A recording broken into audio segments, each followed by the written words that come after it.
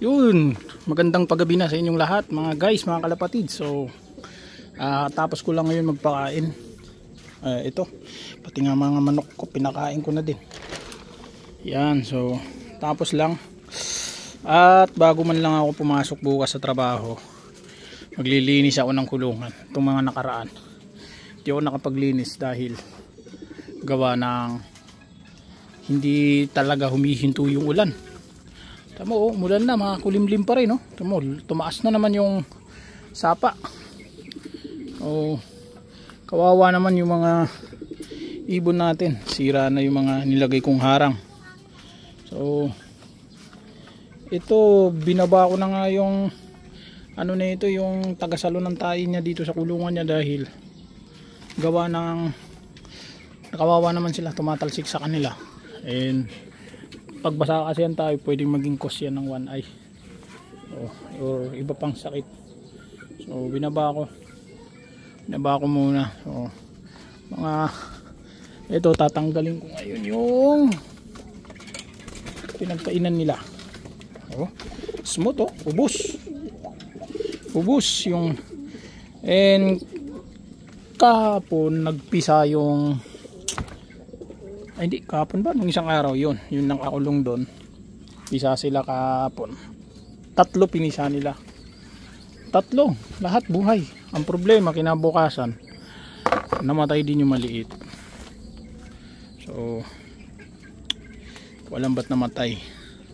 Guro, nadaganan na niya. Ayun, So, sila na yung naging paris. Tingin ko ang hen dyan ito. Ito siguro ang hen dyan. Kasi bumabara ako to . So tingin ko yan ang hen. Hindi rin kasi hen yan . Ay cook to, alam ko .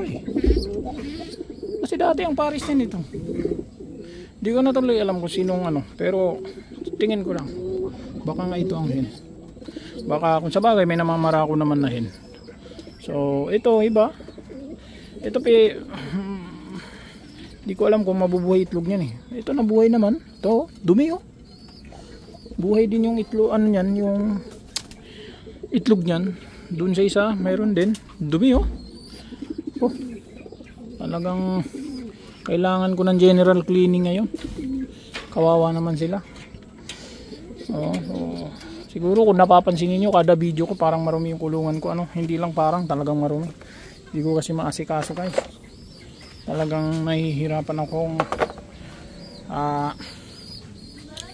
linisin palagi yung kulungan nila kasi gawa ng conflict din ako sa work. Tapos pag nandito naman sa bahay, may ito nasasakto na ang bagyo, tama naman sa off duty ko. So di rin ako makapaglinis ng kulungan.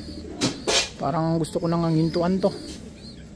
Parang gusto ko nang hintuan ng pagkakalapate Kaya lang kasi alam mo yun, ito yung libangan ko pagka wala ako sa bahay . Sila ang mga nagiging libangan ko pagka nandito ako sa bahay pala. Parang pahipo-hipo, ayan, papaliparin mo.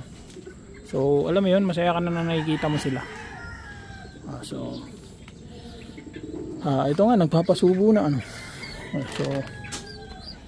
papasubo na siya. So siguro bawasan ko. So bawasan ko na lang siguro. And nakarang video ko pala, di ba? Sinabi ko na kung saan nyo ako pwede kontakin pag gusto nyo ng ibon. Medyo marami-rami naman na nagkuha dito. So kaya papansin nyo, nangunti na yung mga kalapate ko. Nangunti dito sa banda rito. Kasi nabawasan na sila, may mga umarbor na. So wala muna tayo masyadong update ngayon. Ito lang naman kasi naglilinis lang ako ngayon. Kulungan, nagpapakain. Ayan, so yun lang po muna sa ngayon. Yun lamang po guys. Salamat sa patuloy na pagtangkilik. Kahit na walang kabuluhan ang aking mga sinasabi. Pa-subscribe naman po sa mga bago. Malaking bagay po ito sa akin. At yun lamang po. And God bless po sa inyong lahat. God bless po sa inyong lahat.